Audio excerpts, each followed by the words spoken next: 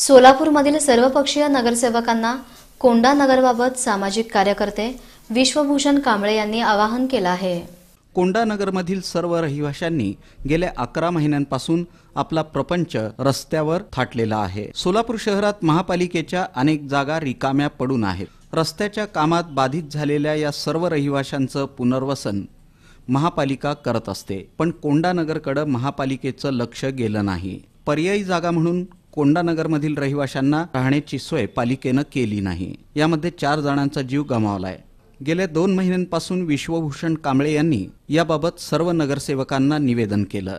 कोंडा नगरचा विषय सर्वसाधारण सभेत मांडावा अशी विनंती या निवेदनातून त्यांनी केली आहे। कोंडा नगरमधील सर्व रहिवाशांचे गेले 11 महिने झाले घर उद्ध्वस्त होऊन याकडे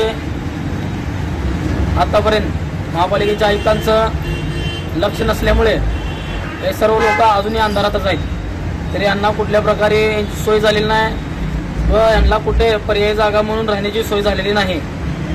तसेच गेल्या महिनाभरापासून सर्व सोलापूरमधल्या नगरसेवक अध्यक्ष यांना आम्ही असं निवेदन दिलं की तुम्ही आमच्या भागाचे नगरसेवक नसून एक जनतेचे प्रतिनिधी आहात, तरी सर्वसाधारण सभेमध्ये आमचा विषय मांडावा। तरी सर्व नगरसेवकांचा चांगला मोठा प्रतिसाद मिळाला व त्यांनी सांगितले की सर्वसाधारण सभेमध्ये तुमचा विषय आम्ही मांडू।